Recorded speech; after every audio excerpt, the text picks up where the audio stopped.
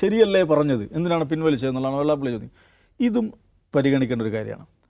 ഇത് എന്തുകൊണ്ടെന്ന് വെച്ചാൽ സ്ഥിരമായി വന്നുകൊണ്ടിരിക്കുന്ന ഒരു ആഖ്യാനമാണത്. മുസ്ലിങ്ങൾ എല്ലാം നേടിയെടുക്കുന്നു, മുസ്ലിം ടേക്ക് ഓവർ എന്ന് പറയുന്നൊരു കോൺസെപ്റ്റ്. മുസ്ലിങ്ങൾ അനധികൃതമായി അല്ലെങ്കിൽ അവരുടെ അനുവാദരഹിതമായി എല്ലാം നേടിയെടുക്കുന്നു എന്നുള്ളതാണ് വാദമെങ്കിൽ അത് പരിശോധിക്കപ്പെടണം. പക്ഷെ അത് പരിശോധിക്കുമ്പോൾ നമ്മുടെ മുമ്പിൽ ഇപ്പോൾ 3-4 ഔദ്യോഗിക രേഖകളാണ്. അത് 2000 നരേന്ദ്രൻ കമ്മീഷൻ റിപ്പോർട്ടാണ്. നരേന്ദ്രൻ കമ്മീഷൻ റിപ്പോർട്ട് പ്രകാരം ഈ അധികാര പങ്കാളിത്തം, ഉദ്യോഗങ്ങളിലെ പങ്കാളിത്തം, അതാണ് വളരെ പ്രധാനപ്പെട്ട ഒരു മാനദണ്ഡം.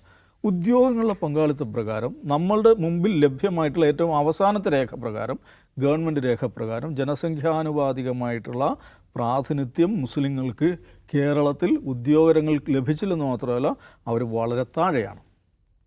ഇതാണ് ഒരു ഔദ്യോഗിക രേഖ. പിന്നെയുള്ളൊരു ഔദ്യോഗിക രേഖ സച്ചാർ കമ്മീഷൻ റിപ്പോർട്ടാണ്. അതും മുസ്ലിങ്ങളുടെ രാഷ്ട്രീയ പങ്കാളിത്തം, അവരുടെ സാമൂഹിക സാമ്പത്തിക സ്ഥിതി അതെല്ലാം പിന്നോക്കമാണ്. പിന്നെയുള്ള ഒരു പ്രധാനപ്പെട്ട രേഖ, അത് ഔദ്യോഗിക രേഖയല്ലെങ്കിലും ശാസ്ത്ര സാഹിത്യ പരിഷത്ത് എന്ന് പറയുന്ന സംഘടന 2004 പുറത്തിറക്കിയ കേരള പഠനം എന്ന് പറയുന്ന റിപ്പോർട്ട്.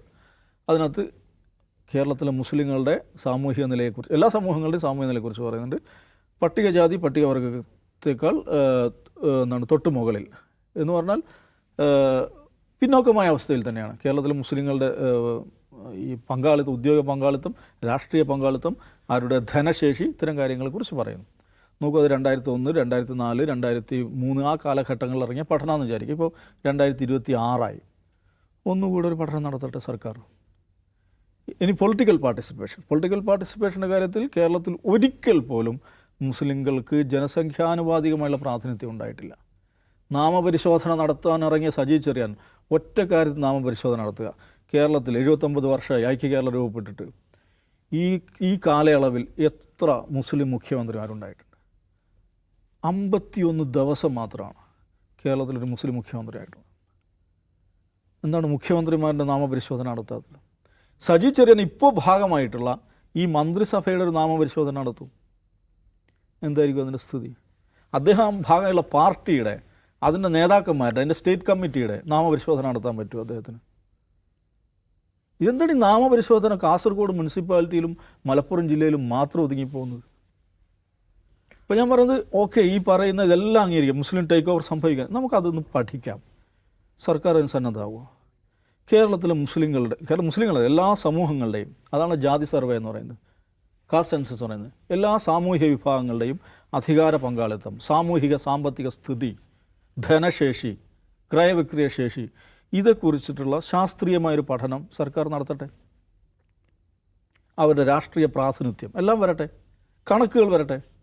എന്നിട്ട് ഞാൻ പറയുന്നു, കേരളത്തിലെ മുസ്ലിങ്ങൾ അവർ ജനസംഖ്യാനുപാതികമായിട്ടുള്ള പ്രാതിനിധ്യം നേടിയിട്ടുണ്ടെന്ന് വെച്ചാൽ, ഉദ്യോഗരംഗം നേടിയിട്ടുണ്ടെന്ന് വിചാരിക്കുക, സംവരണം അവസാനിപ്പിക്കണം. എന്താ തടസ്സം?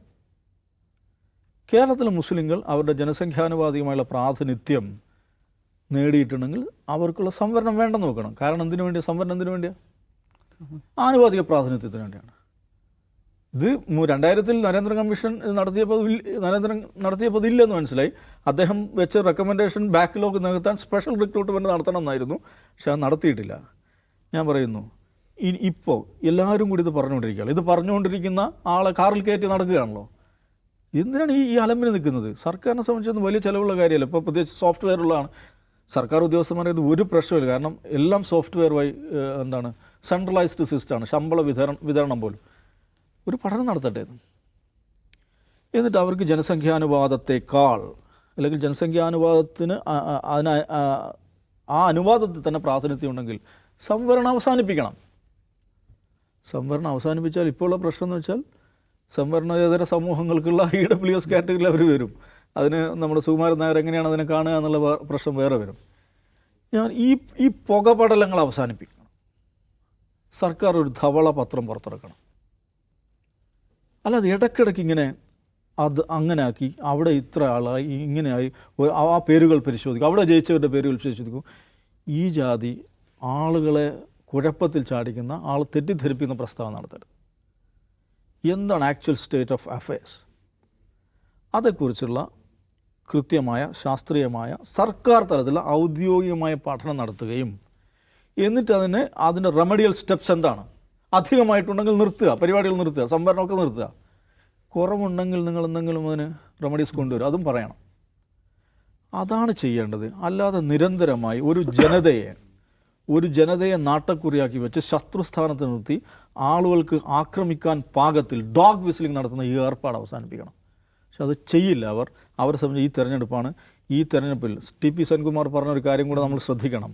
നമ്മൾ രണ്ടാം സ്ഥാനത്ത്, നമ്മൾക്ക് ജയിക്കാൻ സാധ്യതയില്ലാത്ത ഇടങ്ങളിൽ രണ്ടാം സ്ഥാനത്ത് വരുന്ന ആളുകളെ ജയിപ്പിക്കണം. പറവൂരിൽ സതീശനെ തോൽപ്പിക്കാൻ ഹിന്ദു സമുദായം ആർക്ക് വോട്ട് ചെയ്യണം? രണ്ടാം സ്ഥാനത്ത് വരുന്ന ആളുകളെ വോട്ട് ചെയ്യണം പരസ്യമായി BJP സഹയാത്രികനായിട്ടുള്ള കേരളത്തിലെ പ്രധാനപ്പെട്ട ഒരാൾ പരസ്യമായി പ്രഖ്യാപിച്ചിരിക്കുകയാണ്. അപ്പോൾ ഇതെങ്ങോട്ടാണ് ഈ രാഷ്ട്രീയം പോകുന്നതിൻ്റെ സൂചനയാണ്. അതിൻ്റെ പല സ്വഭാവത്തിലുള്ള പ്രകടനങ്ങളാണ് വന്നത്. അത് ഒരു കൈവിട്ടു പോയി, അത് നമുക്ക് നിയന്ത്രിക്കാൻ പറ്റാത്ത തരത്തിൽ പുറത്തോട്ട് പോയെന്ന് കണ്ടപ്പോൾ ഒരു ഖേദപ്രകടനം പേരിനിറക്കി എന്ന് മാത്രമേ ഉള്ളൂ.